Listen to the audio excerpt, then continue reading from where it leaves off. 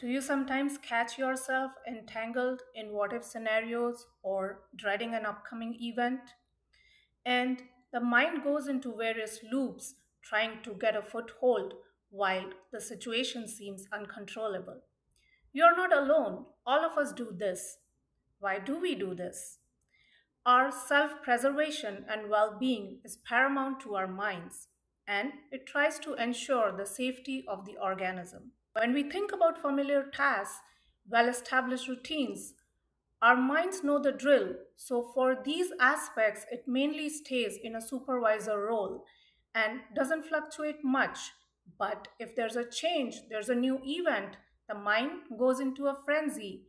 What can happen, what needs to be planned, how it needs to be done. It draws out a map and feels comfortable only when all the scenarios are covered. This happens for the situations that fall under the purview of manageable. But let's say if there is an event which seems negative, unwanted, or potentially risky, in those cases, the mind goes crazy, all hell breaks loose. The mind is like a tiger in a cage. It conjures up all the scenarios that could go wrong for the negative event and obsesses over it so that it is able to handle or tackle every situation when it happens. For other future events, it tries to play out all the what if scenarios and tries to get ways to resolve them. Here also, the motivation of the mind is benevolent. It does this so that no event can catch us unaware and unprepared. So, on and on it plans, thinking forewarned is forearmed. But while the intention is well meaning, it comes at a great cost. We go through all these imagined negative scenarios and what if cases, mentally living them. And to our bodies and brains, this experience is real. Immune responses and adrenaline kicks in. The system gets ready for survival. We go through elevated emotions and sympathetic nervous system responses like increased heart rate, shallow breathing, redirected blood flow. And it is not healthy for us. We go through these negative scenarios, worst case scenarios, but it is still not helping because we cannot do anything to remedy the situation because the situation is not real. It is only happening in our heads. So any kind of action is not possible. Now, if we contrast this to when such an event actually occurs, since this is an unpleasant event, there would obviously be response of fight, flight or freeze because the system feels threatened. But even then, it is better than the imagined scenario. Why? Because one, we are navigating it as we see fit. We see what is needed and we respond as the situation demands. Let's say you missed a deadline and your boss is mad at you. So, when you are actually encountering this experience, there would be a dialogue, there would be a back and forth between you and your boss. So, once you listen to him, you would respond appropriately. And when you just think it in your head, it is more nerve wracking because in that case, you are only obsessing over the situation. What will happen? What will my boss say? What will I reply? And so there is no way to go from there.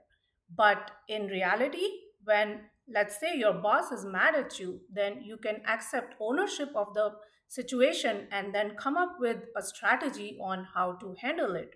Or if your boss wants to take you off the project, then you can try to placate him and negotiate with him. So you do however the situation shows itself and you come up with responses. You don't sit there and brood and feel nervous. You may still have these emotions, but at the same time, you're handling the situation. During imagination, we mostly pivot to the negative scenarios and just obsess over the situation instead of actually thinking about solutions. And in imagination, we also exaggerate the situations. Number two, when you are facing a situation in reality, the action and emotions they go together. So Maybe recall experiences from your own life when you were in expected situations or in a crisis. At that time, you took action because you didn't have the time to sit and ruminate. In fact, in such scenarios, more misery is caused later when we have the time to sit and think about the event, and we feel more traumatized because of all the hurt, anger, helplessness, or things that we could have done but we couldn't do.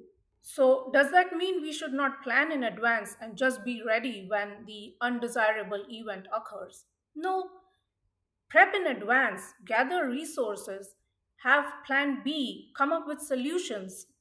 Active prep is different than obsessing.